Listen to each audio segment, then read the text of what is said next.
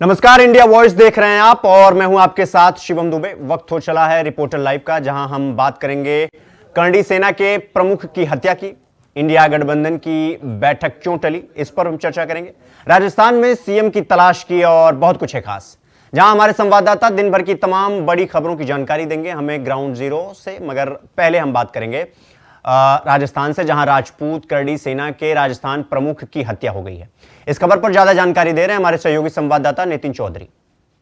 राजस्थान के जयपुर में राष्ट्रीय करणी सेना के राष्ट्रीय अध्यक्ष सुखदेव सिंह गोगामेडी की बदमाशों ने गोली मारकर हत्या कर दी। बताया जा रहा है कि उस समय सुखदेव सिंह गोगामेडी अपने आवास पर बैठे हुए थे, जब उस समय 4 बदमाश आते हैं। बदमाशों ने उनसे कुछ बातचीत की। बातचीत करने के बाद लगातार उन पर फायरिंग कर दी। फायरिंग करने के बाद सुखदेव सिंह गोगामेडी के हॉस्पिटल ले जाने समय मृत्यु हो गई। डॉक्टरों के द्वारा बताया गया है कि सुखदेव सिंह गोगामेडी की हत्या हो गई, मृत्यु हो गई है। लेकिन उसमें साफ तौर पर यही देखा जा रहा है कि बदमाशों की जो पहचान है वो सीसीटीवी के द्वारा पुलिस प्रशासन द्वारा लगातार पहचान की जा रही है। उसके बाद लगातार इस समय की जब गोगामेडी की हत्या की गई थी, तो हत्या करने के बाद बदमाश मौके से फरार हो गए। लेकिन फरार होने के बाद उनके जो सहयोगी थे अजीत की भी अभी इलाज गंभीर रूप से उन्हें घायल बताया जा रहा है। लेकिन उसके बाद लगातार करणी सेना के तमाम कार्यकर्ता धरना प्रदर्शन कर रहे हैं। पुलिस द्वारा उन्हें बातचीत करने का प्रयास किया जा रहा है। लेकिन उसके बाद करणी सेना के तमाम कार्यकर्ताओं का कहना है कि जल्दी जल्दी उनके बदमाशों को गिरफ्तार किया जाए और जल्दी जल्दी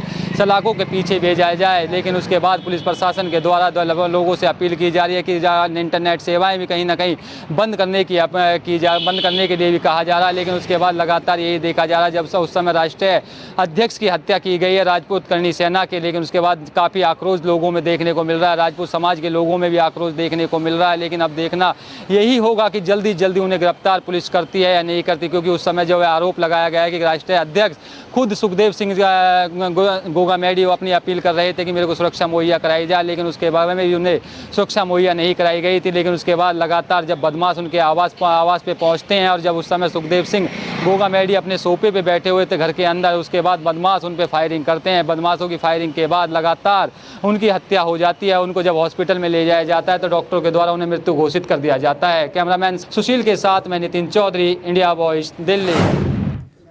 बुधवार को होने वाली इंडिया गठबंधन की बैठक रद्द हो गई है। क्या रहा कारण रद्द होने का, बता रहे हैं हमारे संवाददाता नितिन चौधरी।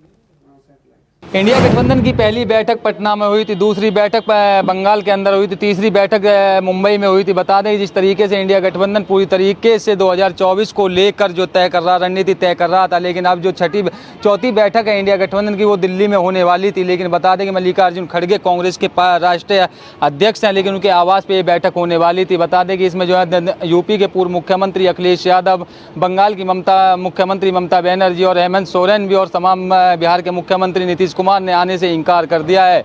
बताया जा रहा है कि जिस तरीके से इंडिया गठबंधन को 2024 की रणनीति को लेकर ये बैठक बुलाई जा रही थी, लेकिन बैठक में साफ तौर पर देखा जा रहा है कि जिस तरीके से बैठक जो है कांग्रेस के कार्यालय पे होने वाली थी, लेकिन तमाम बड़े चेहरे यहाँ पर आने से इनकार कर रहे थे। अखिलेश की तरफ से बात की जाए तो अखिलेश ने साफ तौर पे इनकार कर दिया। ममता बनर्जी ने साफ कर दिया है कि जिस तरीके से मेरे पास ना तो कोई फ़ोन आया है ना कोई मैसेज आया है, लेकिन उन्होंने कुछ कार्य अवश्य बताते हुए उन्होंने इस बैठक में आने से मना कर दिया है। बिहार के पूर्व मुख्यमंत्री लालू प्रसाद यादव ने भी आने से इनकार कर दिया है। लेकिन बात की जाए जिस तरीके से इंडिया गठबंधन में कहीं ना कहीं अभी फटाव देखने को मिल रहा है, काफ़ी टूटता हुआ नज़र भी आ रहा है। जिस तरीके से 2024 की रणनीति को लेते हुए कि 2024 में किस तरीके से सीट बंटवारे को लेकर ये बैठक में कहीं अहम चर्चाएं भी हो सकती थी। लेकिन अब देखना यही होगा कि जिस तरीके से गठबंधन को लेकर पूरी तरीके से सक्सेसफुल हुआ जा रहा था कि यह गठबंधन पूरी तरीके से मजबूत है, लेकिन उसके बाद 2024 के चुनावों को लेकर, सीट बंटवारे को लेकर जिस तरीके से एमपी में कांग्रेस ने अपने प्रत्याशी उतारे थे, वहीं समाजवादी पार्टी ने भी अपने प्रत्याशी उतारे थे। लेकिन पहले से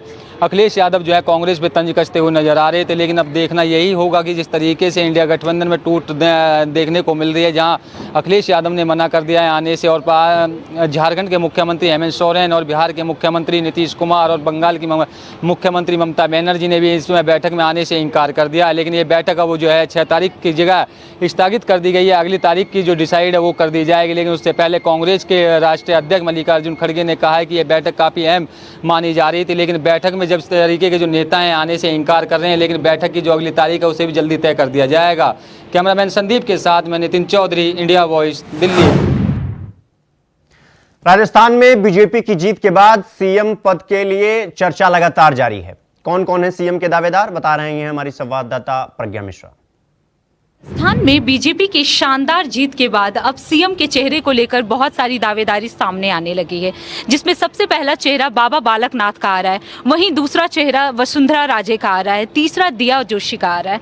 लेकिन अगर बात करें कि सभी दावेदार किस तरह से अपने अपनी दावेदारी को सिद्ध कर रहे हैं, तो उसमें सबसे पहले वसुंधरा राजे हैं, जिन्होंने कल रात अपने घर पे डिनर आयोजित किया था, जिसमें बहुत सारे विधायक वहां पहुंचे थे। सभी ने ये दावेदारी सिद्ध की कि हम वसुंधरा राजे के साथ हैं। चेहरों में अगर सबसे दमदार चेहरा माना जा रहा है तो वो है बाबा बालकनाथ का।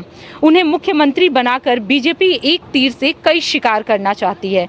राजस्थान की तिजारा विधानसभा सीट से बड़ी जीत हासिल कर चुके बाबा बालकनाथ हिंदुत्व के सबसे बड़े ब्रांड बनकर उभर रहे हैं।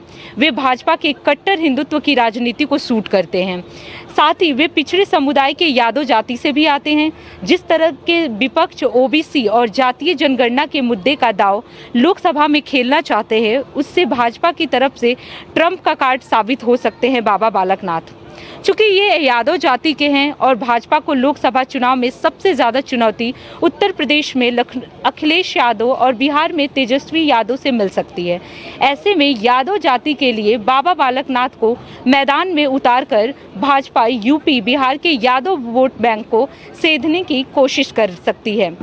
वो यादव समुदाय को ये संदेश दे सकती है कि उन्हें अकेले वोट लेने के लिए नहीं, बल्कि सत्ता में भागीदारी देने के लिए भी अपना साथ लाना चाहती है। अब ध्यान देने की बात यह है कि बीजेपी ने अपने हिंदुत्व कार्ड के सहारे पूरे हिंदू हॉटलैंड में कब्जा तो कर लिया है, लेकिन वो मुलायम सिंह यादव और लालू प्रसाद यादव को अभी तक टक्कर नहीं दे पा रही है।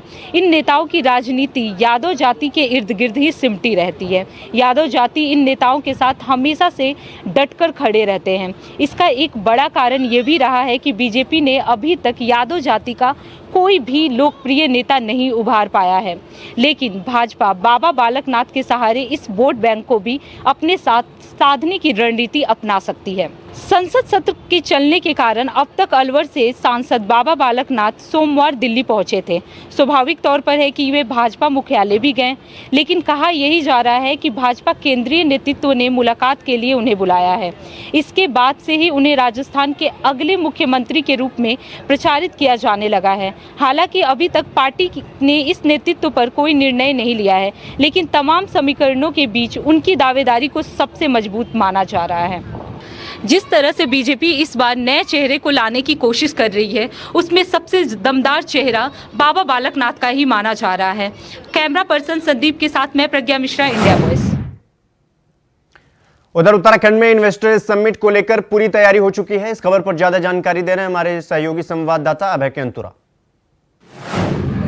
राज्य में 8 और 9 दिसंबर को इन्वेस्टर समिट होने जा रहा है। इन्वेस्टर समिट की तैयारियां सदन स्तर पर पूरी कर ली गई है। जो आयोजक स्थल है बाराई, वहां पर भी पूरी तैयारियां हो चुकी है और अब ये कह सकते हैं कि सुरक्षा का घेरा भी कड़ा हो चुका है। धामी सरकार की तरफ से जो इस लक्ष्य को पाने का काम यहाँ पर किया गया था, 2.5 लाख करोड़ का जो लक्ष्य निर्धारित किया गया था, उसमें 2,10,00,000 करोड़ से ज्यादा के MOU अब तक सरकार की तरफ से साइन किए जा चुके हैं। धामी सरकार का लक्ष्य यही है कि इस जो निर्धारित जो लक्ष्य है उस लक्ष्य के पार जाया जा सके और इन्वेस्टर समिट से पहले कम से कम जो MOU यहाँ पर पूर्व में हुए हैं उन MOU को धरातल पर उतारा जा सके। प्रशासन की पूरी तैयारी यहाँ पर हो चुकी है। 50,000 करोड़ के MOU धरातल पर उतारने की तैयारी शासन स्तर पर की जा चुकी है। ये समझा जा सकता है कि इस MOU के माध्यम से, इस निवेश के माध्यम से राज्य के युवाओं को रोजगार देने का काम होगा और राज्य में जो विकास की रफ्तार है उस रफ्तार को बढ़ाने का काम किया जाएगा। कैमरामैन अभय केंतुरा, इंडिया वॉइस, देहरादून। रुक करेंगे अगली खबर की। आपको बता दें कि मथुरा में श्री कृष्ण जन्मभूमि और शाही ईदगाह को लेकर विवाद के चलते डीएम के निर्देश जारी किए गए हैं। क्या है पूरा मामला, बता रहे हैं हमारे सहयोगी संवाददाता मोहम्मद फारूक। मथुरा में 6 दिसंबर को लेकर एक अलर्ट जारी कर दिया गया है। धारा 144 भी जिला प्रशासन ने लगा दी है।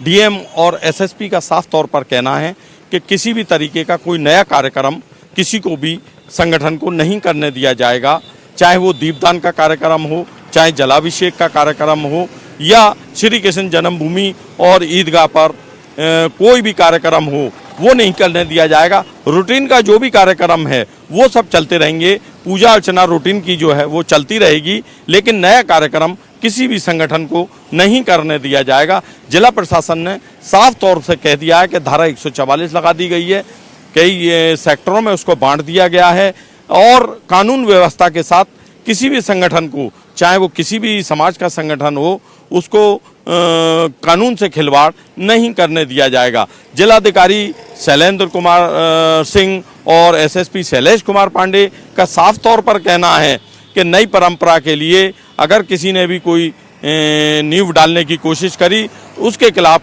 कड़ी से कड़ी कार्रवाई अमल में लाई जाएगी। इंडिया वॉइस के लिए मैं मोहम्मद फारूक, मथुरा। गाजियाबाद में डेस्क पर जय श्री राम लिखने पर भारी बवाल हो गया। खबर पर ज्यादा जानकारी दे रहे हैं हमारे सहयोगी संवाददाता नदीम शाहिल।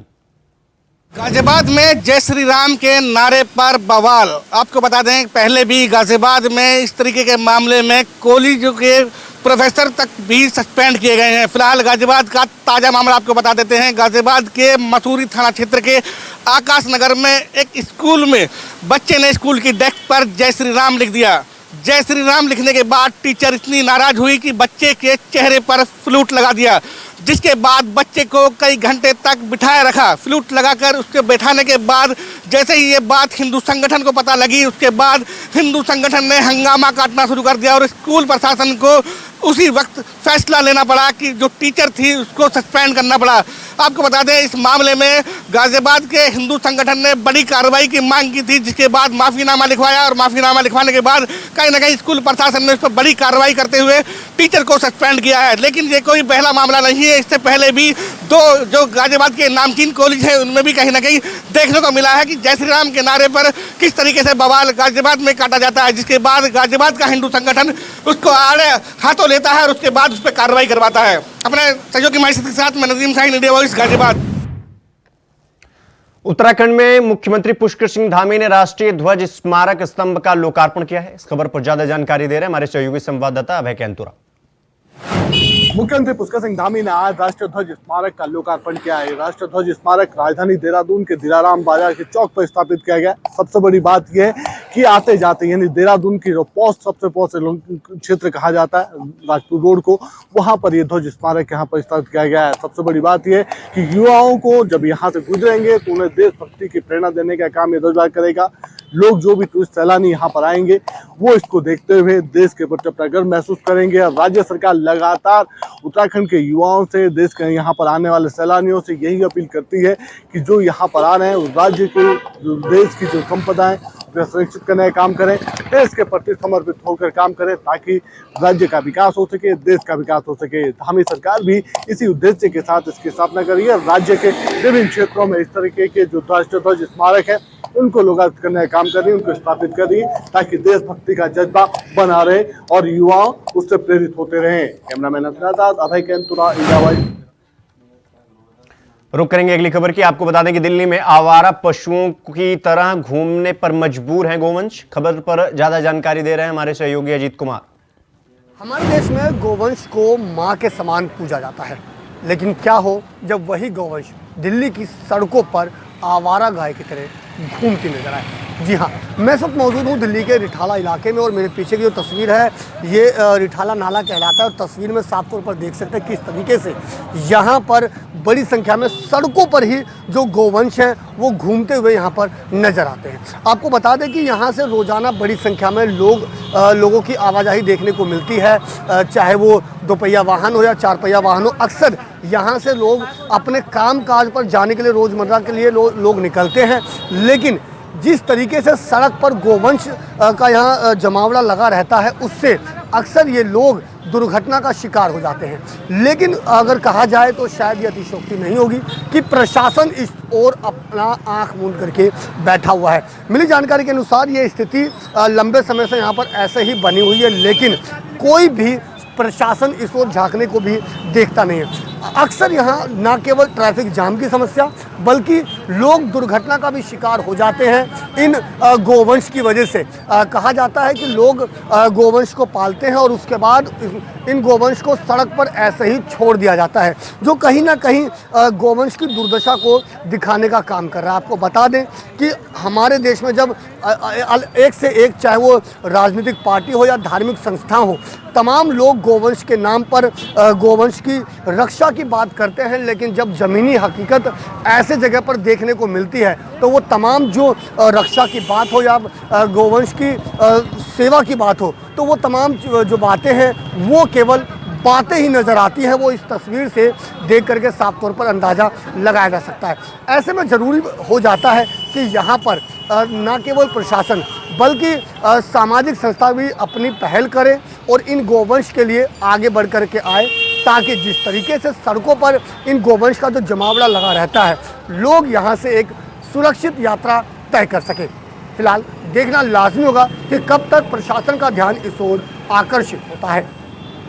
Ajit Kumar, India Voice, Delhi. रायबरेली में एनटीपीसी की फिर 2 यूनिटें बंद हो गई हैं, लेकिन क्यों, क्या है पूरा मामला, बता रहे हैं हमारे संवाददाता राजू तिवारी। रायबरेली स्थित एनटीपीसी की 2 यूनिटें बंद कर दी गई हैं। बता दें कि यूनिट नंबर 2 को वार्षिक मरम्मतीकरण के कारण बंद किया गया है, वहीं 1 नंबर यूनिट बिजली की मांग कम होने के कारण बंद की गई है। ये जानकारी एनटीपीसी जनसंपर्क अधिकारी कोमल शर्मा के द्वारा देते हुए बताया गया है। बता दें कि रायबरेली में लगातार एनटीपीसी के कार्यों को लेकर क्षेत्र में चर्चा का विषय बना रहा है। हालांकि ये 2 यूनिटें एक साथ बंद होने के कारण क्षेत्र में चर्चा का विषय बना हुआ है, लेकिन एनटीपीसी की जिम्मेदारों के द्वारा बताया गया है कि यूनिट नंबर 2 को मरम्मतीकरण कराने के कारण जो शेड्यूल इसका मेंटेनेंस होता है उसके कारण बंद किया गया है, और 1 नंबर यूनिट को जो क्षेत्रीय मांग है वो कम होने के कारण बंद किया गया है। हालांकि आपको बता दें कि जो क्षेत्रीय लोग हैं उनमें यूनिट बंद होने से कहीं ना कहीं रोष पनप रहा है, और जो डेली बेसिस के वर्कर होते थे, मजदूर होते थे, वो उसमें कार्य करने के लिए जाते थे, तो अब वहां पर जो मजदूर डेली बेसिस पे काम करने वाले होते थे, इस यूनिट के बंद होने के कारण उनके अंदर बेरोजगारी पनप रही है और कहीं ना कहीं आक्रोश भी देखने को मिल रहा है। बता दें कि एक साथ 2-2 यूनिट बंद होने के कारण बड़े पैमाने पर जो मजदूर थे, जो परमानेंट वहां काम करने वाले डेली बेसिस पे जाते थे, वो इस समय उनकी मजदूरी बंद हो जाने से वो आक्रोश देखने को मिल रहा है। लेकिन साफ तौर पे जो एनटीपीसी के जिम्मेदार अधिकारी हैं उनका कहना है कि मेंटेनेंस होने के कारण यूनिट नंबर 2 को और 1 नंबर यूनिट बिजली की मांग कम होने के कारण बंद की गई है। तो देखने वाली बात होगी कि यूनिट नंबर 2 को मेंटेनेंस कराने के बाद कब चालू किया जाएगा, और 1 नंबर यूनिट की मांग खपत जो कम हुई है उसके कारण बंद करना बताया जा रहा है। देखने वाली बात होगी कि कब ये चालू होगी। राजू तिवारी, इंडिया। चक्रवर्ती तूफान मिचोंग से भारी तबाही की आशंका जताई जा रही है। इस खबर पर ज्यादा जानकारी दे रहे हैं हमारे सहयोगी संवाददाता तुषार कुमार। बंगाल की खाड़ी से उठे चक्रवात तूफान मिचोंग ने तमिलनाडु में बड़ी तबाही मचा रखी है। बता दें कि मिचोंग की वजह से तमिलनाडु के कई इलाकों में भारी मात्रा में पानी भर गया है, जिसकी वजह से साथ ही इसकी वजह से चेन्नई में अभी तक 5 लोगों की जानें जा चुकी हैं। बता दें कि इस भारत के 3 राज्यों को चक्रवात मिचोंग की वजह से 3 राज्यों को हाई अलर्ट पर रखा गया है, जिनमें से तमिलनाडु, आंध्र प्रदेश और उड़ीसा हैं। साथ ही इनमें से देखा जाए तो मध्य प्रदेश और उड़ीसा में सबसे ज़्यादा जो है मिचोंग ने तबाही मचा रखी है, जिसकी वजह से सरकार ने इन्हें 12 घंटों तक के लिए हाई अलर्ट पर रखा गया है। भारत में तबाही मचा रहे इस तूफानी मिचोंग का अर्थ होता है ताकत और लचीलापन। मिचोंग मायंस भाषा का शब्द है। WMO यानी वर्ल्ड मेट्रोलॉजिक ऑर्गेनाइजेशन की माने तो यह नाम म्यांमार की ओर से दिया गया है। WMO और United nation economy S social commission ESCPA नाम की एक 13 देशों की संस्थाएं दुनिया भर में आने वाले चक्रवात का नामकरण करती हैं। एक बार जो नाम रख दिया जाता है वह फिर से दोबारा उस नाम को नहीं दोहराया जाता। बता दें कि WMO और ESCPA में शामिल 13 देशों में से Bharat, Bangladesh, Myanmar, Pakistan, Maldives, Oman, Sri Lanka, Thailand, Iran, Qatar, Saudi Arab, संयुक्त अमेरिका और यमान का नाम भी शामिल है। ये सभी देश बारी बारी से तूफानों का नामकरण करते। रायबरेली में धान क्रय केंद्र संचालक और बिचौलियों का बड़ा गठजोड़ चल रहा है। क्या है पूरा मामला, बता रहे हैं हमारे संवाददाता राजू तिवारी। किसानों की समस्याओं को लेकर प्रदेश सरकार लगातार प्रयासरत है और उसके द्वारा निर्देश दिए जा रहे हैं जिम्मेदारों को कि किसानों को किसी तरह की समस्याएं ना हो, और प्रदेश व केंद्र सरकार के द्वारा तरह तरह की योजनाएं भी किसानों के लिए चलाई जा रही हैं। लेकिन साफ तौर से देखा जा सकता है कि रायबरेली जिला प्रशासन किसानों की समस्याओं से इस समय नजरअंदाज कर रहा है और इससे कहीं ना कहीं वो उदासीन देखने को मिल रहा है। बता दें कि इस समय धान क्रय केंद्रों पर बड़ी घपलाबाजी चल रही है और इसको लेकर किसान काफ़ी परेशान हैं। उनका साफ तौर पे कहना है कि जो बिचौलिए और आढ़ाती हैं, बिना उनके दखलंदाजी के किसानों का धान नहीं खरीदा जा रहा। और इस समय मौसम ने भी करवट ले लिया है, हल्की हल्की बूंदाबांदी हो रही है और बादल भी छाए हुए हैं, जिसके कारण किसानों में काफ़ी आक्रोश पनप रहा है। लेकिन जो जिम्मेदार क्रय केंद्र स्थल पर अधिकारी हैं, उनके द्वारा अभी भी किसानों को किसी तरह का ध्यान नहीं दिया जा रहा और उनकी धान न खरीद होने के कारण लोगों में आक्रोश पनप रहा है। बता दें, रायबरेली शहर स्थित गल्ला मंडी में क्रय केंद्र खोले गए हैं। वहां पर लंबी लंबी किसानों की ट्रैक्टर ट्रालियों की लाइनें देखी जा रही हैं। उधर सिद्धार्थनगर में स्वास्थ्य सुविधाओं का हाल किसी से छुपा नहीं है। खबर पर ज्यादा जानकारी दे रहे हैं हमारे संवाददाता राकेश यादव। सिद्धार्थनगर के सीएमओ नरेंद्र कुमार वाजपेयी ने अलीगढ़वा में औचक निरीक्षण किया वेलनेस सेंटर का, जहां पे कमियां पाई और वहां के अधीक्षक को निर्देशित किया कि तत्काल यहां साफ सफाई व्यवस्था रखी जाए और जो भी यहां सुविधाएं नहीं हैं उसको भी बताया जाए, उसको भी दुरुस्त किया जाएगा। आपको बता दूं कि सिद्धार्थनगर जिले में ऐसे कई वेलनेस सेंटर और अस्पतालों का निरीक्षण सीएमओ द्वारा किया जा रहा है और लोगों को हिदायत भी दी जा रही है कि वहाँ जो भी साफ सफाई व्यवस्था चुस्त दुरुस्त किया जाए और भी जो भी वहाँ सामान नहीं उपलब्ध हैं। संभल के निजी अस्पताल में नवजात शिशु की मौत हो गई। खबर पर ज्यादा जानकारी दे रहे हैं हमारे संवाददाता सतीश सिंह। जनपद संभल में एक मासूम की बच्चे की निजी अस्पताल में मौत हो चुकी है। परिवार वालों ने हंगामा कर दिया गया है, लापरवाही का आरोप लगाया है। पूरा मामला जनपद संभल के चंदोसी कोतवाली क्षेत्र का है, जहां पर एक बच्चे को सरकारी अस्पताल में जन्म हुआ और उसकी तबीयत ज़्यादा खराब होने पर डॉक्टरों ने उसे रेफर कर दिया गया था। जब रेफर करने के बाद में जब आशा ने एक निजी अस्पताल में ले गई और ले आने के बाद में बताया जा रहा है कि वहाँ पर एक डॉक्टरों ने बहुत मोटी रकम मांगी, तो उसके पिता ने कहा कि मेरे पास इतने पैसे नहीं हैं, आप इलाज करिए, मैं पैसे का इंतजाम करता हूँ। पिता ने कुछ उसके पैसे जमा करे और करने के बाद में जब उसका इलाज चला और जब और पैसे की डिमांड की में तो उसके पिता से कहना था कि मैं पैसे का इंतजाम करूँगा, लेकिन आप इलाज करिए। लेकिन डॉक्टरों ने जो है ये भी बताया जा रहा है, उसके घर वालों का आरोप है कि जो ऑक्सीजन लग रही थी बच्चे के, वो ऑक्सीजन हटा दी गई। हटाने के बाद में 1 घंटे बाद बताया गया कि बच्चे की मौत हो चुकी है, आप इसे ले जाइए यहाँ से। तो घर वालों ने हंगामा शुरू कर दिया। करने के बाद में मौके पर पुलिस पहुंची और नोडल अधिकारी पहुंचे और जांच की बात कर रहे हैं इस मामले। हरदोई में युवती की एक सोने ने डंडे और लात घूंसों से पिटाई कर दी उसकी। क्या है पूरा मामला, बता रहे हैं हमारे संवाददाता आनंद त्रिपाठी। महिला को इंस्टाग्राम पर अश्लील कमेंट करना और अश्लील वीडियो भेजना। आपको बता दें ये पूरा मामला माधवगंज थाना क्षेत्र का है, हरदोई के। आपको बता दें कि उस महिला ने जब इसका विरोध किया तो उस सौदे ने उस महिला को पीटा और महिला को पीटने के बाद में थोड़ी दूर गया आगे। उसके बाद उसका उस महिला का पति और उसका महिला का भाई भी था, उन दोनों को भी पीटा। तो कहीं ना कहीं जब इसकी शिकायत वो महिला थाने माधवगंज पहुंची तो वहां पर पुलिस ने एक ना सुनी।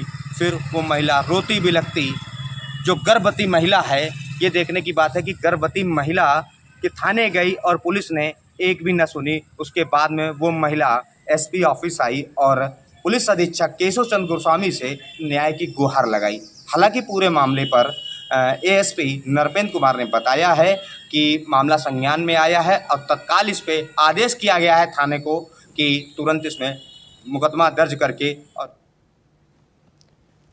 बिजनौर में दर्दनाक सड़क हादसा हो गया। क्या है पूरा मामला, बता रहे हमारे संवाददाता जहीर अहमद।